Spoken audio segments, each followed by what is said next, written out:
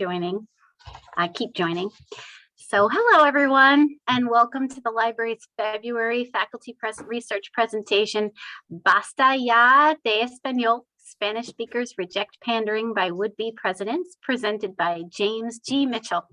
I'm Dawn Emsellem, the Director of Library Services.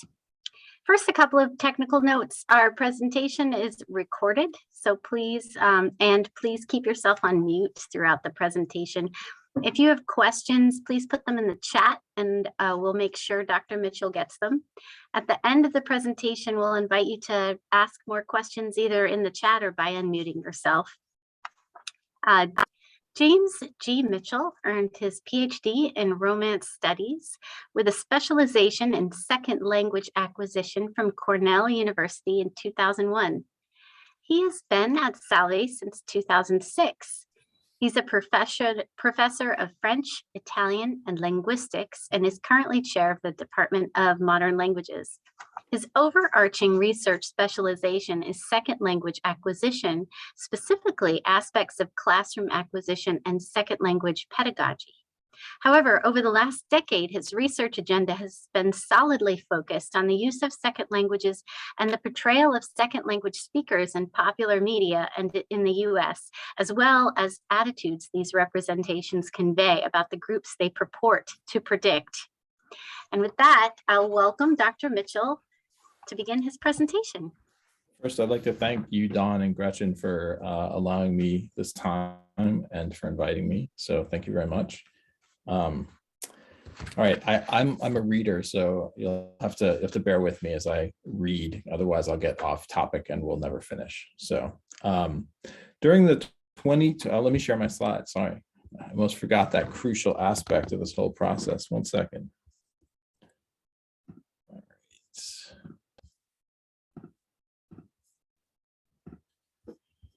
All right, can everyone see those?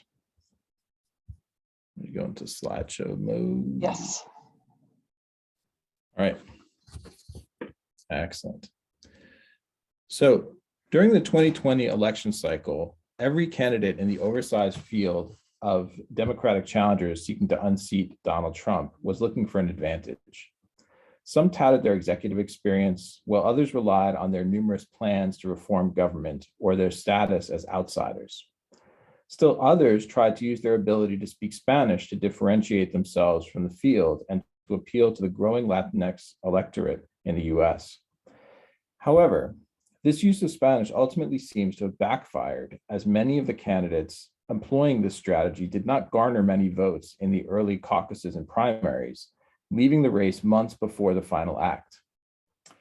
Evidence such as the reaction of Latinx pundits and to candidates' Spanish use and from depictions of the candidates in popular culture indicates that suspicion, cynicism, or derision were more likely reactions from voters.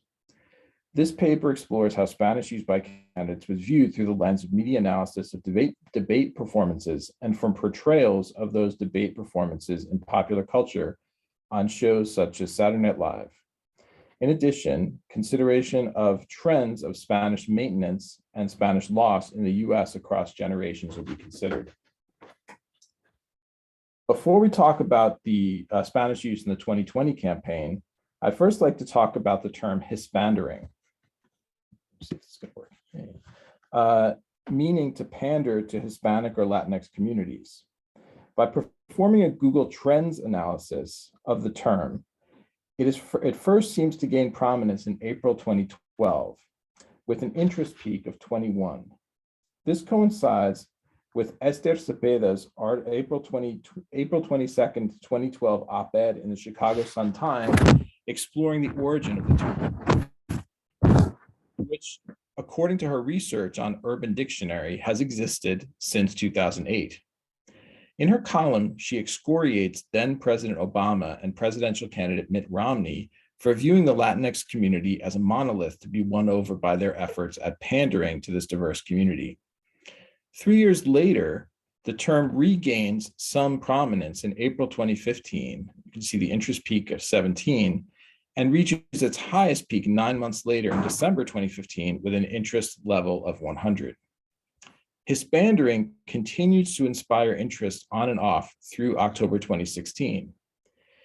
changing the timescale from March 1, 2015 through the end of January 2017 allows us to see another spike the week of March 6 through 12, 2016, following the two Clinton-Sanders debates, one on March 6 and the second from March 9. The Washington Post article called "So What is Hispandering?" from March 10 of that year cites a Google Trends tweet from March 9, 2016 that reads, quote, hashtag Hispandering spiking over 4,000% during tonight's hashtag Dem debate between @Hillary Clinton and @Bernie Sanders. The article goes on to elucidate and explore the term Hispandering. A few months prior, in December 2015, Duke University's Social Science Research Institute published an article called, quote, Hispandering or just campaigning? Some try to give Latino outreach a negative spin, unquote, which, as the title indicates, argues that Hispandering is simply a way to cast a negative light on outreach to Latinx voters. In the article, Professor Allert Gort Brown of the University of Notre Dame says, quote, pandering is often a pejorative way to describe a core practice of political campaigns. In general, it's just political campaigning, unquote. In other words, the term Hispandering represents another iteration of political spin. The next significant spike of interest occurs in June 2019, interest level 50, coinciding with the debate performances that include Spanish use by candidates and the subsequent analyses of these performances that I'll discuss in this paper. Again, using a more fine-grained timescale, it becomes evident that interest in the term Hispandering directly coincides with the date of the first Democratic debate, which occurred over 2 nights on June 26 and 27, 2019. I'm going to focus on the June 26 debate, as it was the debate in which candidates on stage most relied on Spanish as a tool of outreach to Latinx communities. I'm going to play all the candidate answers in Spanish. Am I going to do that? I'm not going to do that. Sorry. I thought I was going to do that. Oh, I forgot about that. All right, I'm going to skip this. Sorry, I meant to get these. Forgive me. I forgot that I had this in here. But you'll be able to see the answers in a second. I have them on this slide. So this is all of the Democratic candidates who spoke Spanish, and this is the way they use Spanish. So 3 of the answers with code switching to Spanish were initiated by the candidates, while 2 were the result of bilingual moderator Jose Diaz-Balart asking the question in Spanish and English. Beto O'Rourke is the first to use Spanish within only 5 minutes of the debate. Roughly a half hour later, discussing immigration, Cory Booker takes his shot following an answer on the same topic by Julian Castro, in which Castro uses a distinctly Spanish pronunciation of the names of several Central American countries. Julian Castro only speaks Spanish at the very end of the debate in his closing statement. O'Rourke responds to a question that Diaz-Balart asks in Spanish and English later during the immigration segment by beginning with a full sentence in Spanish, then switching to English. During the closing statements, Diaz-Balart introduces Booker's 45 seconds in Spanish. Booker acknowledges the use of Spanish with a quick gracias before giving his closing pitch in English. So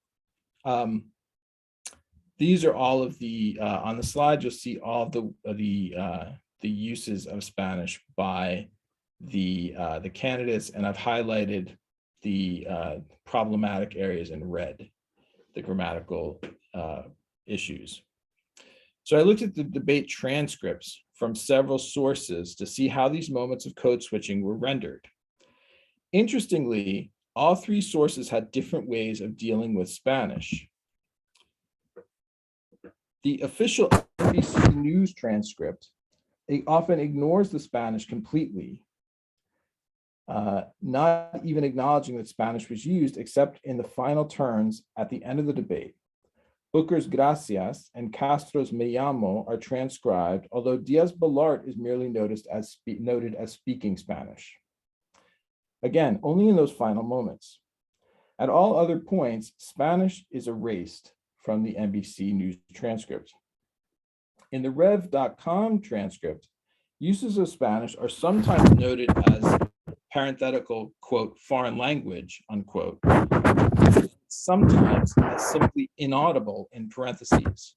And again, at the end, we have full transcription of the Spanish, sometimes marked with a parenthetical foreign language. Only the Washington Post transcript consistently marks in parentheses speaking Spanish, with no transcription of the actual words spoken, except for Booker and Castro's final utterances in Spanish. It must be noted that the NBC and Washington Post transcripts have a misspelling in their rendering of the word postulando, spelling it with a third O instead of the correct U. So instead of spelling it postulando, it's postolando. So they use an O in that where that U should be. All right. So now that we have some sense of what the candidates did with Spanish, let's hear from the critic. Give me a second. I just have to change what I'm sharing. I'm going to stop sharing this, and I'm going to do this, and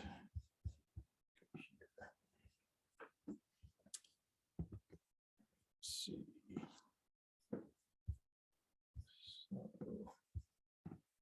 All right, can everyone see Safari? Yes. All right. So in particular, I'm looking at reactions from 2 episodes of the NPR radio program Under the Radar, produced by WGBH in Boston and hosted by Callie Crossley.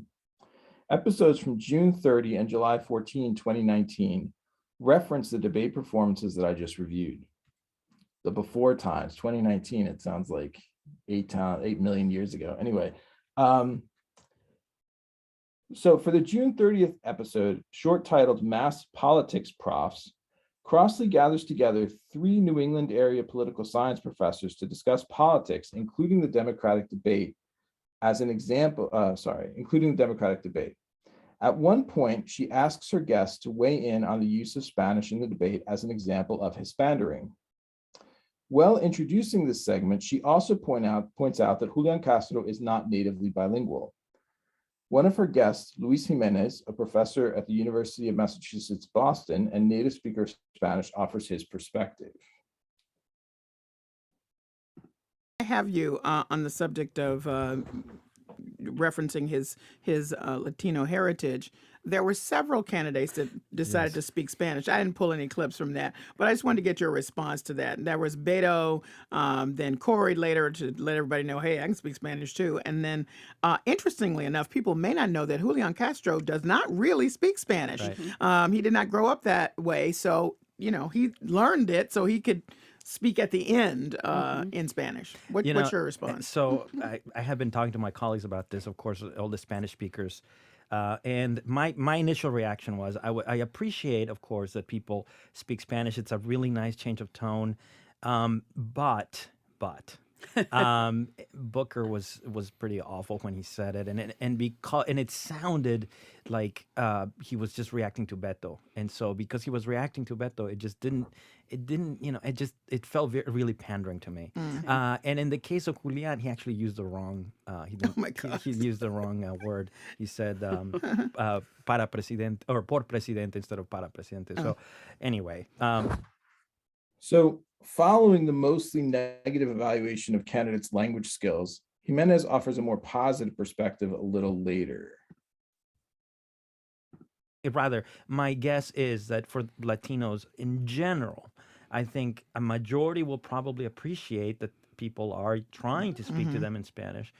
But some, and I don't know how much of a percentage or whatever, but I'm certain that some people will be offended because of the broken Spanish. Yeah. But of course, I don't have. So even when he says something positive, it's accompanied by the idea of broken Spanish. In the end, another guest, his university colleague Aaron O'Brien, comments on the authenticity perceived by a non-native speaker of Spanish. So let's listen to that. I listened to my colleague Luis on the way speaking Spanish will be read in Latinx communities. For me, when I heard it, I thought Beto was just punting. He couldn't answer the question, so he's saying like, "Hey, I got this other trick." Yeah. Right. And Cory Booker's like, "Dude, how'd you do that first?" But for me, for Castro, and to Luis's point, I didn't know he made a mistake. But he's the only one for me that it felt authentic. That Adios Trump was really good. Yeah. Like Yes, it was. Oh, sorry. Let me. Yeah, for him it was just an extra bonus. Again, Callie, to your point, the fact that he doesn't, he's not totally fluent. Yeah. I didn't learn till after. Okay. So what's interesting is the bias that seems to be on display in saying that only the candidate with the Latino name seems licensed to use Spanish in an authentic way, even though she acknowledges subsequently that she did not know that Castro does not speak Spanish fluently. Gerald Duquette from Central Connecticut State University suggests that it would have been better for the candidates to simply have said they were bilingual and that they would be able to communicate effectively with Spanish-speaking constituents. I'm not going to play that for you, but so overall in this episode, the candidates are pretty much raked over the coals for speaking Spanish, and only the candidate who is perceived to be Latinx is valorized for speaking Spanish at all. He's not a fluent speaker of Spanish.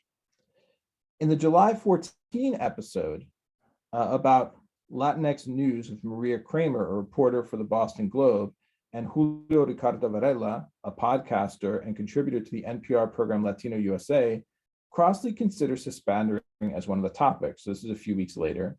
Of course, she refers back to the debate performances from a couple of weeks earlier, asking Kramer and Varela their views. And I'm going to play two clips that sum up their perspective. Anyway, you wouldn't have noticed that unless you. All right. So is it working? Is that going to work? Is Hispandering going to work this time?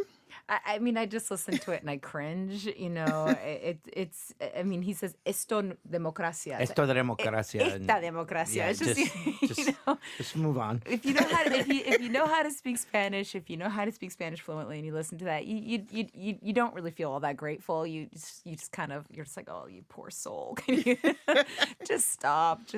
Okay, and then a little bit later. I was like, no, but I mean, I think that there's a New York Times story about this, and they mentioned that only 13% of Latinos who are currently registered to vote in the United States even speak Spanish. So who exactly are we appealing to? And those 13% how impressed are they going to be? And that it's just That they're speaking bad Spanish. Exactly. Yeah. Professora Kramer I'm bringing sorry. it. I'm not the only one saying this. Yeah.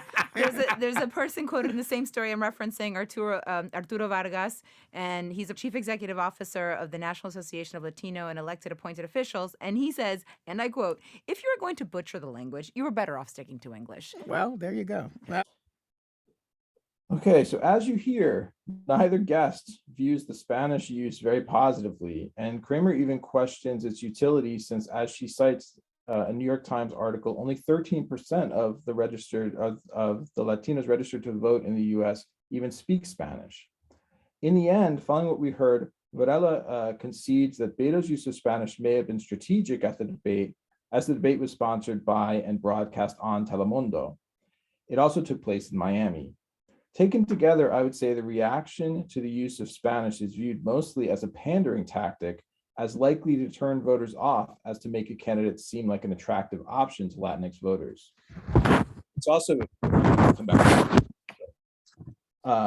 further evidence that these brief moments of Spanish use were viewed in a negative way comes from how they were represented in popular culture, particularly on television. Two debate-focused Saturday Night Live skits mocked Spanish use by presidential candidates.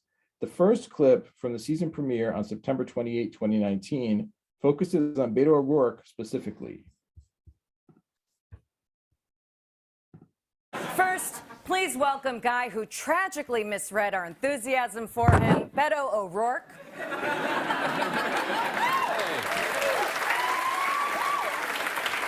Yeah, thanks for still having me around. This is rad. Now, can I say a few words in 8th grade Spanish? We really don't have time for that. Oh, lo siento en la biblioteca. Next. Okay, so here we can see that O'Rourke is sent up for speaking 8th grade Spanish. In fact, what he says, lo siento en la biblioteca, I'm sorry, in the library, makes him seem quite silly and matches the surfer dude attitude the actor portraying him adopts. In the second clip, mockery of Michael Bloomberg highlights the absurdity of his potential candidacy in Spanish use. Let's see if I can find that. Is there time for me to come in late and ruin everything? No, we have to move on to closing statements. Oh, wait, I need to quickly throw in some Spanish because Miguel Bloomberg is on fuego. Okay, that counts as goodbye for you. We'll now move on to Mayor. Okay, so here Bloomberg is portrayed as blatantly Hispandering by throwing in a few words in Spanish, including a translation of his first name.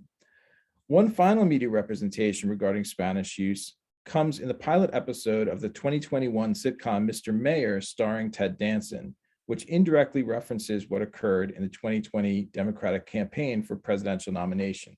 So give me 1 second to stop sharing this. And go back to, oops. Sorry, I lost you guys for a second.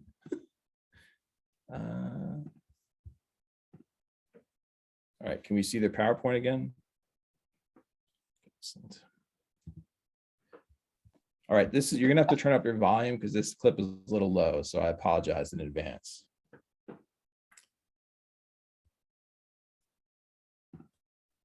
Sir, I know you said no to the teleprompter, but just remember to emphasize job creation and please don't try to speak Spanish again. It's not my fault. Perro means dog and butt. That's just goofy. You might well let me. Okay, I'm not sure if you heard it, but here Ted Danson's aide begs him not to speak Spanish again, and Danson himself references a mistake that he may have made in the past, which doesn't really make much sense since perro means the conjunction but, not the body part, and perro and perro are pronounced differently. But putting that aside, this echoes the types of critiques we heard earlier about politicians speaking Spanish badly.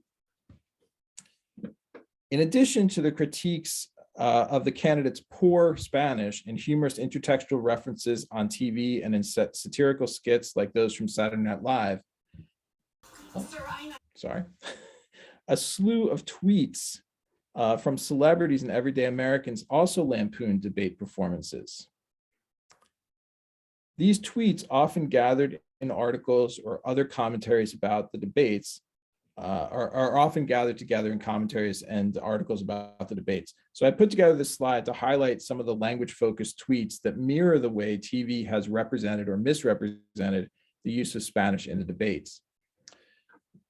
Most of the criticism is aimed at Beto O'Rourke, probably because he already earned a rep for trying to speak Spanish as much as possible. On the left, we see 4 humorous tweets. Drink if you had Beto speaking Spanish. Is Beto really speaking Spanish right now? This reminds me of the scene from Bridesmaids, and this is a GIF or GIF of a scene where Kristen Wiig speaks Spanish poorly. Next week, Beto is gonna collab on a song with Bad Bunny called Te Voté to finally secure the Latino vote. This is my personal favorite. Te Voté means I voted for you. And then there's a dialogue in which Beto ignores the moderator's question on his tax plan and instead touts his ability to speak Spanish before providing a very basic phrase in Spanish to prove it.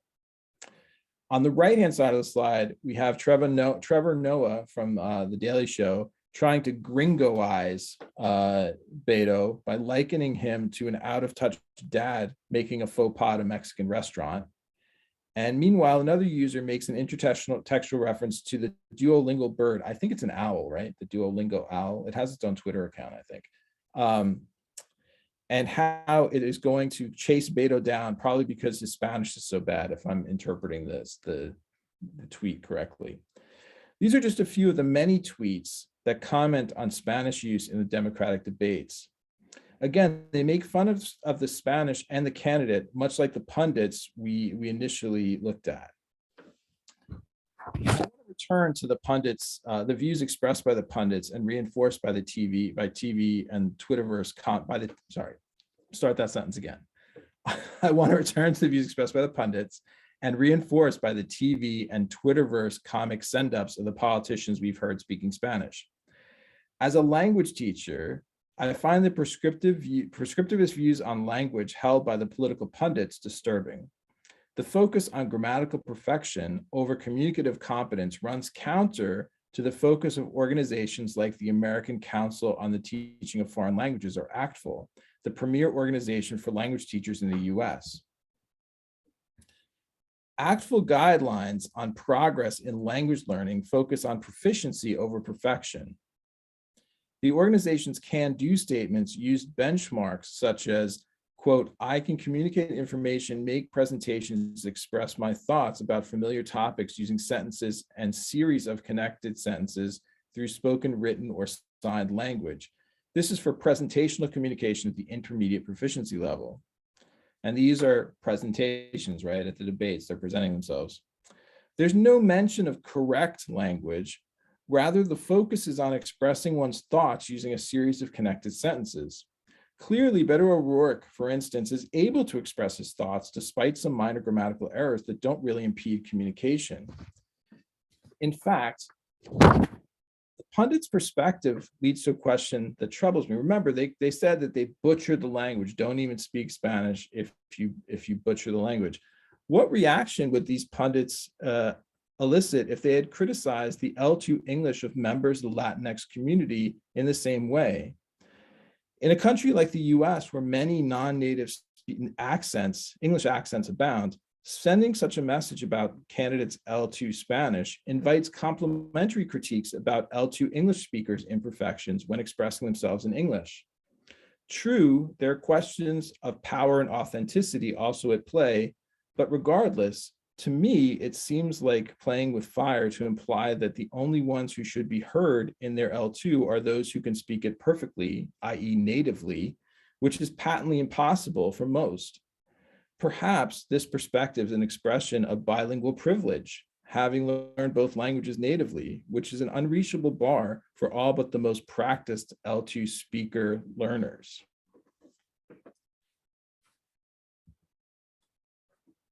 To wrap up, I want to return to that New York Times article that Maria Kramer discussed. The article called, quote, Do Latino voters really care if the 2020 candidates speak Spanish, unquote, written by Jennifer Medina, cites Pew Research Center data that, quote, only 13% of Latinos who are currently registered to vote in the United States speak Spanish as their primary language, unquote. This statistic finds support in what many researchers have found in terms of language shifts from Spanish to English among Latinos. Studies in various localities in the US tend to find that among Spanish-speaking immigrants to the US, by the third generation, Spanish use declines dramatically in favor of English. Through the course of US history, this story is one that has been repeated by different immigrant groups many times as heritage languages lose out to English in the process of assimilation. Although some evidence of factors that can lead to Spanish maintenance have been found, such as proximity to the US southern border with Mexico or family ties, overall, the story seems to be one of language shift. So we come back to the question, is Spanish use Hispandering, or does it represent genuine outreach? Is it a gesture of inclusivity, or is it simply a blatant attempt to attract voters by pandering to what politicians think they want to hear? It's hard to say, but clearly many pundits, media outlets, and even the general public are skeptical of its actual value. Thank you.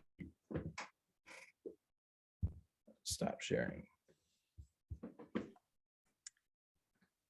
Thanks very much, James, for that really interesting evaluation of that dynamic in the election.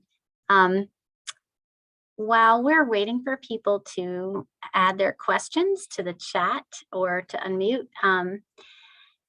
did you get any feeling for, I know that pundits seemed to be like kind of excoriating the candidates who use Spanish, who were not native speakers. Did you get like any feeling of sort of like a diversity of thought among Latinx voters, Spanish speaking or other, about how they saw the use of Spanish by candidates, or did it depend on the candidate? I haven't done a whole lot of work on the voter side, so I haven't looked, for instance, at tweets or posts or some other way of looking at voter response. But that's a good question that I think is worth exploring, but I think there's also, though, the tweets by the general public, by people in the general public, seem to indicate a lot of skepticism still. I don't really think that, and since most people in Latinx communities in the US don't speak Spanish natively, and if they do, oftentimes it's not their only language, they speak English as well. So I too am skeptical if we'd find much support for it at all, but it's possible. Thank you. Esther. Hi, thank you, James. This is fascinating.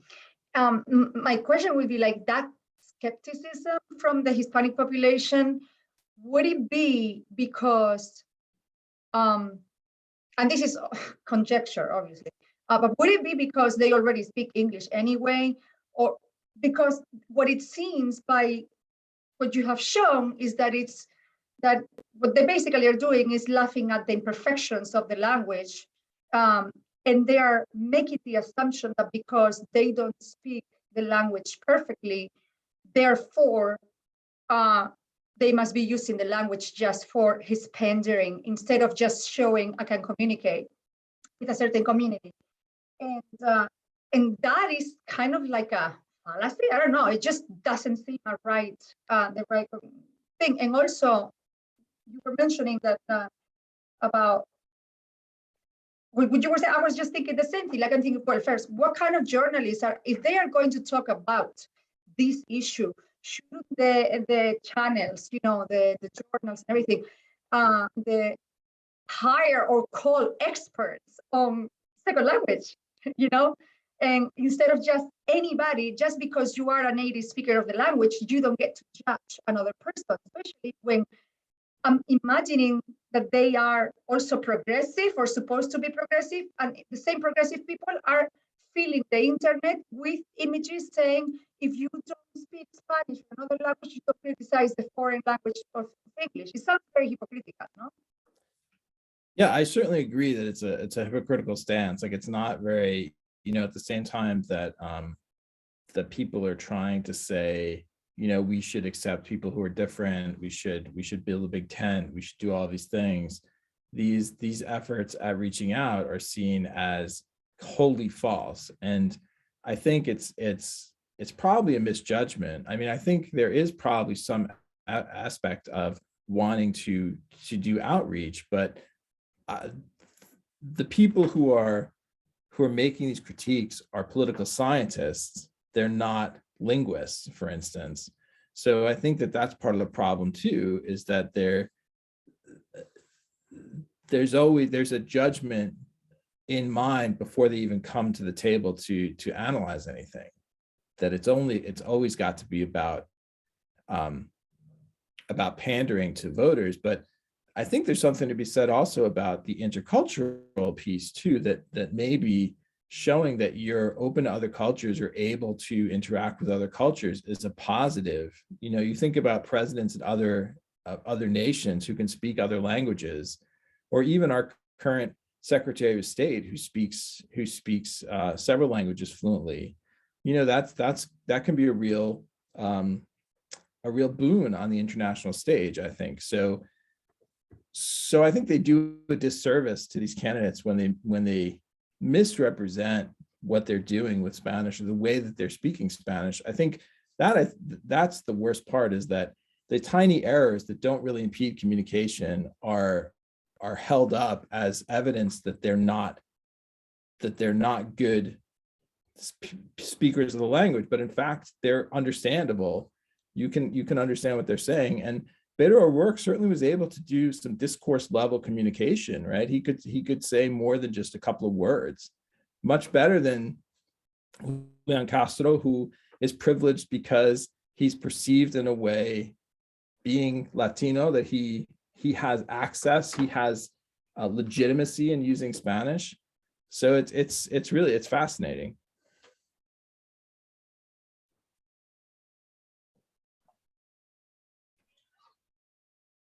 While people are gathering their thoughts, I had another question that came up, and that was, I was wondering about the fact that there's pretty broad diversity of ideology within the Latinx community, and I was wondering about whether, two questions, if Latinx voters may be driven to the Republican Party by perceived pandering, and the fact that maybe Republicans don't, actually it's a question if Republicans use Spanish to reach out to Latinx voters, and also whether if they have more success sticking to issues that appeal to certain segments of the Latinx population, if that's more of an effective communication strategy. I think I can talk a little bit about the first and probably not so much about the second, just because it's that's a much broader issue that would require a lot of polling data to figure out if the effect of speaking to Latinx communities about issues that matter to them. Doesn't matter what language you're speaking in, or you can do it in English or Spanish. But I would say the first one, I know that, for instance, Jeb Bush's son speaks Spanish, Republican, speaks Spanish. I can't remember his first name now, but he speaks Spanish fluently because his mother is a Spanish speaker. And that there was a lot of, there used to be, I don't know so much, because I think the party has shifted so significantly, but I think it's George. Is it George? But there was so much focus on the fact that he was a rising star in the Republican Party because he could speak Spanish, because he represented something like multicultural that Republicans don't often represent.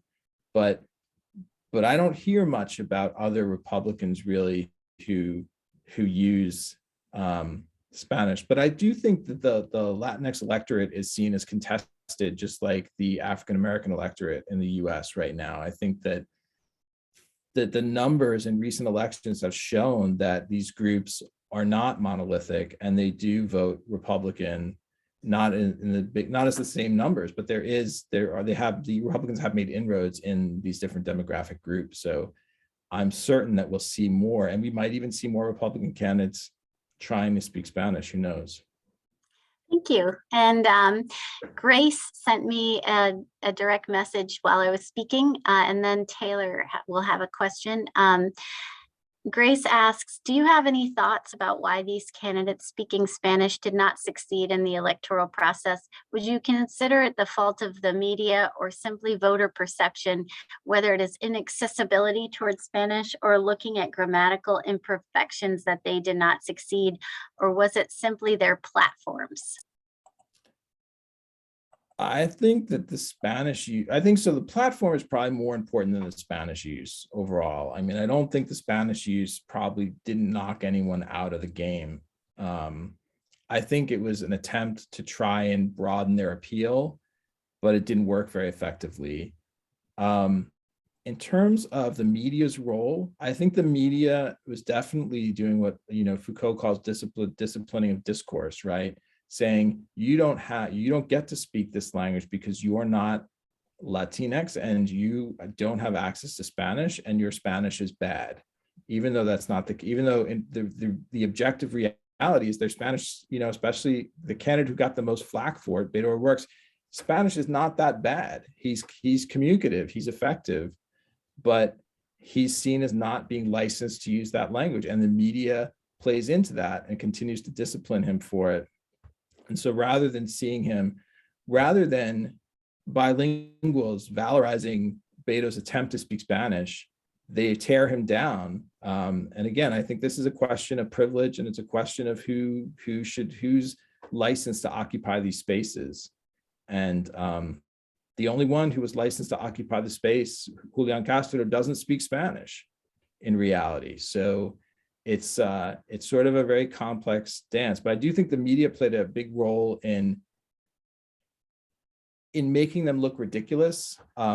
Grace is probably too young to remember Howard Dean, but that one moment where Howard Dean yelled in Vermont or New Hampshire, I think it was New Hampshire, right? But he won a primary, he yelled, and the media ran with it and made him look ridiculous and basically forced him out of the presidential race. And I think that the media does play a role in disciplining who can speak and massaging those messages and making some candidates look ridiculous and some candidates look good.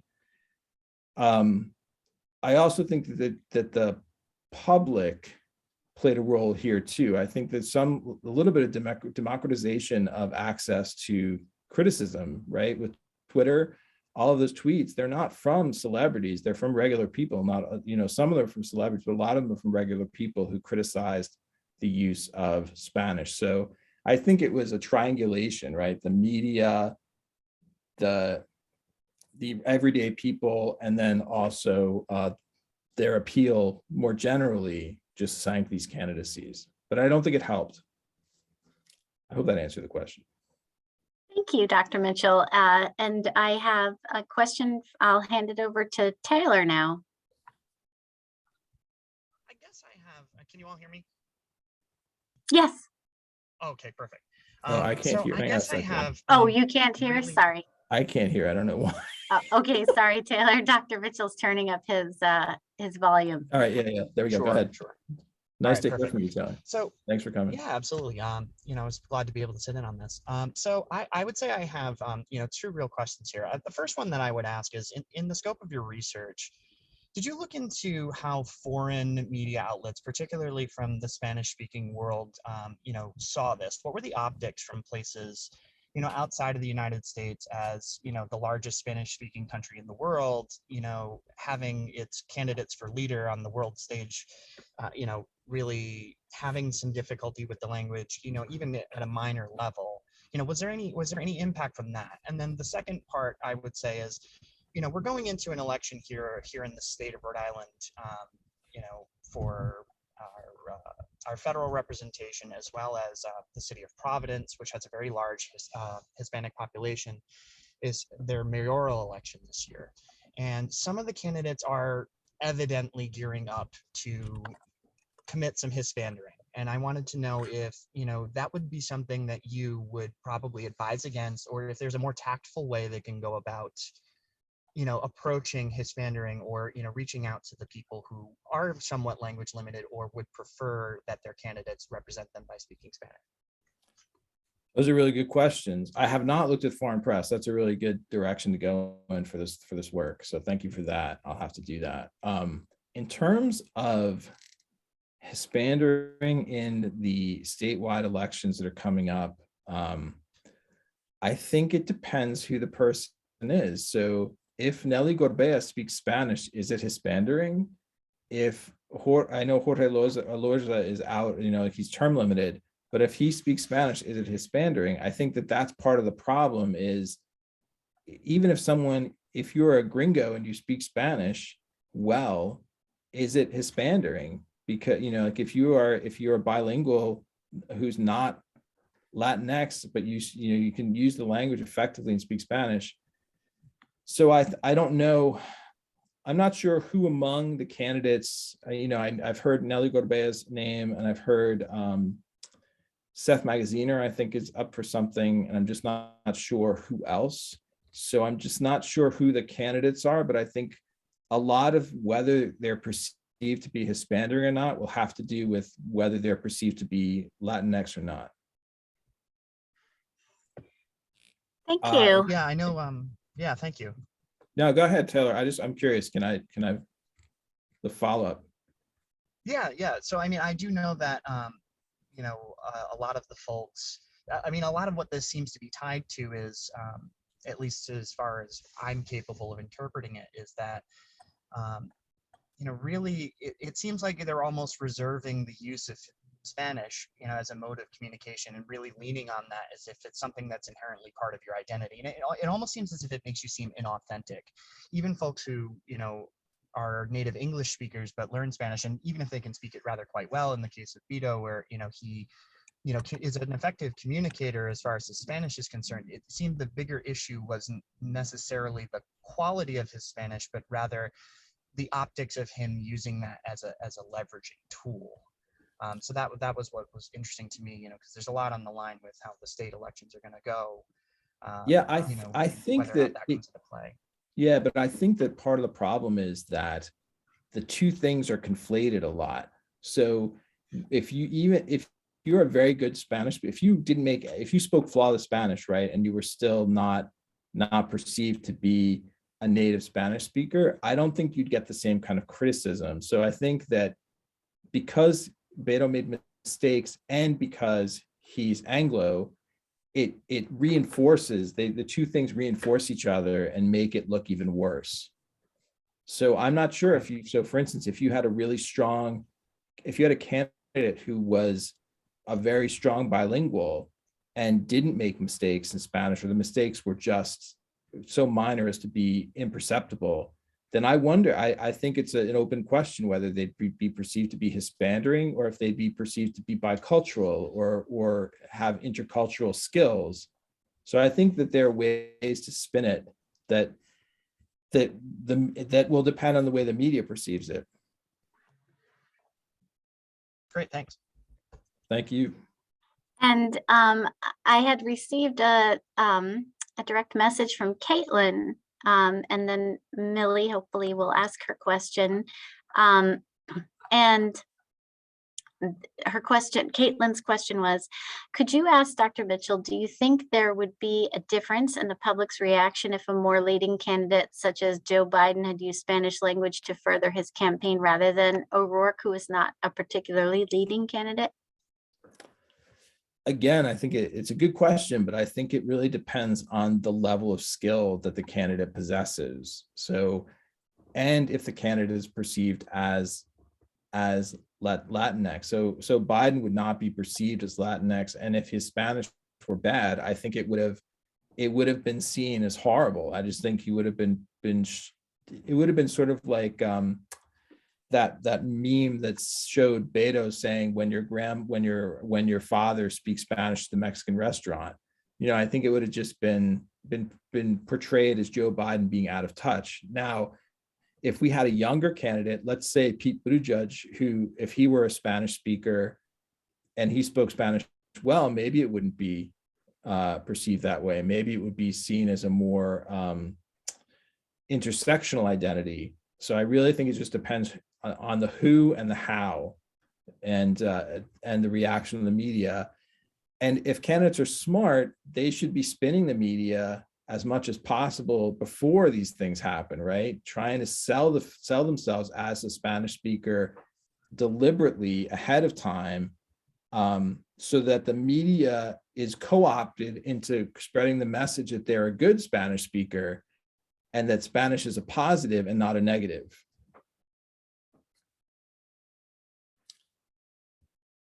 Thank you. Yeah. Oh, Millie, yes. Could you ask your question? Hi, thank you. So I know that the Spanish language greatly dominates the US after English, but do you think this would ever happen in another language like French or even Chinese maybe, and a politician would try to gain popularity from a specific community that's dominated by that nationality or ethnicity? I think with some languages, it probably does happen in the US already. It probably does happen in some pocket communities where there are language speakers, people who speak with large concentrations of speakers of that language. So imagine, for instance, a representative representing, Chinatown in New York City. Maybe they speak Cantonese in certain events to demonstrate solidarity with the community, especially if they're from that community and they have that language skill. So I think it probably does happen to lesser degrees with other languages, but I don't know that would happen. I think the only way you'd see this nationally would be with Spanish. I don't think you would see it with any other language in the US except for Spanish at the moment. Who knows where that will go in the future. But for the moment, I think Spanish would be the only language. But again, in smaller communities and smaller races where there are large groups who speak another language, I'm sure this is happening to some extent in the US already. Not sure if that answers your question, but it's my best. Dr. Otoole. Hey, am I unmuted? Okay. Well, I just want to get back to this issue of who can occupy the legitimate space and the issues of authenticity. And I don't know. I mean, I just think there's still so much essentializing going on that it wouldn't matter how well Pete Buttigieg spoke Spanish. That he's never going to be able to get away with a sort of an intersectional claim just by speaking the language well, and that's something that we just cannot seem to in the U.S. I don't know about elsewhere. We can't seem to drag ourselves out of this essentializing tendency, and it's not helping us when we are trying to be more inclusive authentically. I don't know though, because no, I think it's a good point, but I do think that if the media were on board, if you could spin the media and get them on board with the message that your ability to speak another language was a benefit or a plus, and you spoke it well, then I think you could wedge into that space. I don't know how effective, how long, in a long-term way, how effective that would be, but I think you could wedge into that space a little bit. Okay, there's a thesis for some of the students out here to think about for the next cycle. And there were a couple, Millie just put her hand up, and there were a couple questions in the chat from Dr. Alarcon Arana and Dr. Colbert Cairns. Dr. Alarcon Arana, would you like to say your questions? Sure. Well, it was just I have a question. The first question was because I cannot remember, that election is so past. Does Julian Castro actually not speak Spanish? Is there proof that he can't speak Spanish at all? In other words, did he just prepare 2 or 3 sentences? That's a good question. I don't know that. I think I'd have to do a little more research, but I think that the prevailing wisdom is that he's definitely not bilingual. So I think that that's the way that they're representing is he is not bilingual like the pundits are bilingual. And who says that?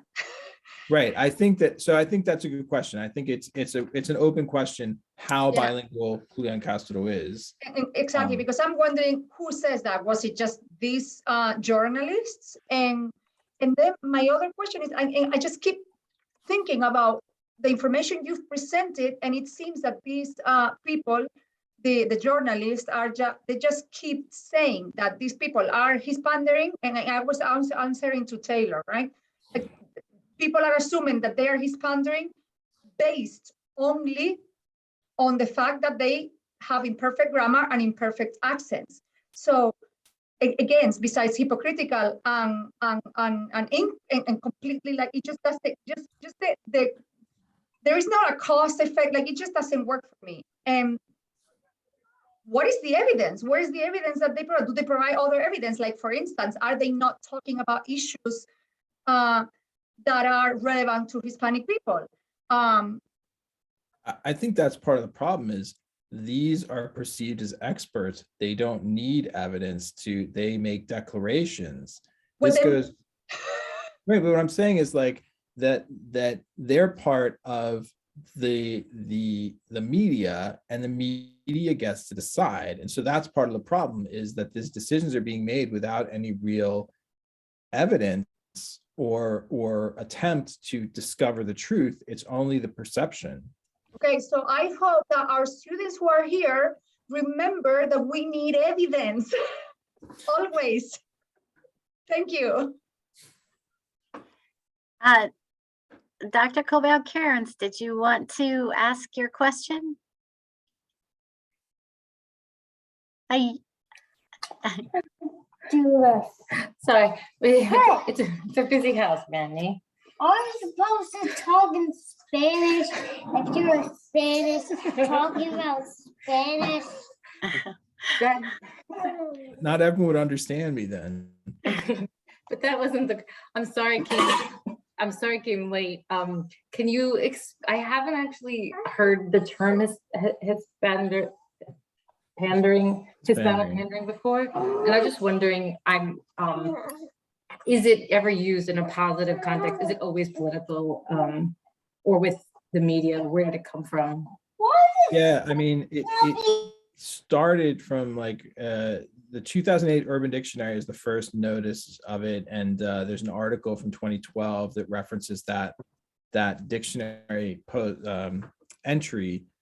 But I also think that pandering is pandering ever positive? I don't think pandering is a positive term. So I think the valence is always negative. I don't think it has a positive valence. And so I don't know that it's always, I don't think it always has to be political, because certainly commercial enterprises can Hispander too, right? Like, so you might, the ads, for instance, that Target puts out around the holidays, around various holidays that are in Spanish, you could certainly call those Hispandering too.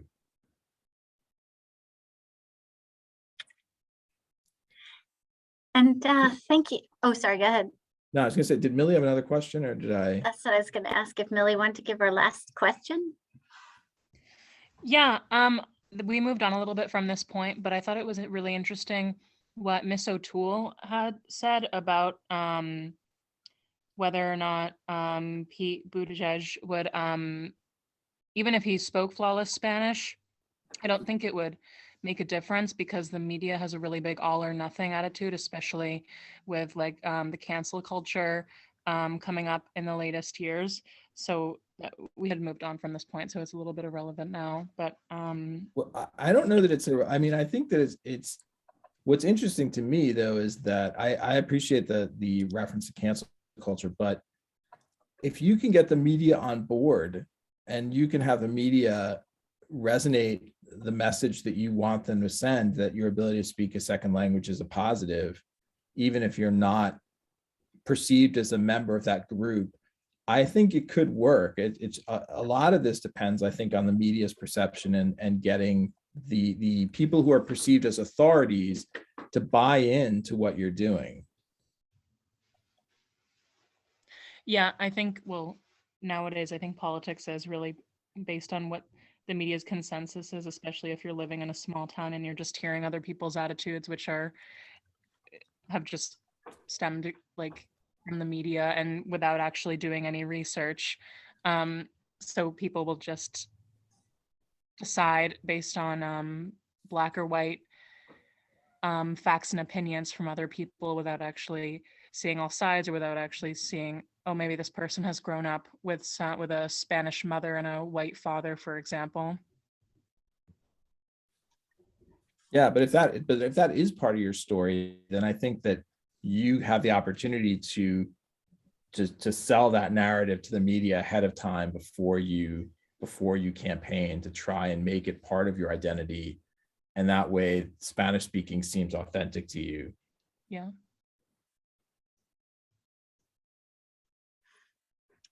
Thank you. And Dr. Otoole, did you want to ask or add anything to that? Well, I was going to, but I have a clock that's about to bong 5 times in my, so I will. Okay. So I guess if it stops bonging, come back. And while we're kind of wrapping, I will say that I deeply appreciate you presenting on this latest research interest of yours, Dr. Mitchell, and thank you all for attending and for your lively discussion afterwards. And Dr. Otoole, did you want to chime in now? Well, I was just going to say, but we should keep our eyes on is the extent to which there may be differences among the Spanish-speaking media and SNL, for example, when there's time to think about that. But I also wanted to just say to Dr. Mitchell, my friend, what was making news this morning was Marjorie Taylor Greene speaking about Nancy Pelosi's gazpacho police. And so I just wanted to throw that out there as something that's just hilarious in terms of linguistic faux pas. I have not heard about, Gestapo and Gestapo. That's pretty funny. Oh my goodness. Well, yeah, thank you everyone for coming. I really appreciate it. And I really appreciate the feedback and the comments. Really interesting discussion. So thank you. Thanks, everyone. Thank you, Bye. James. Thank you. Thanks. Thank you. Thanks for coming.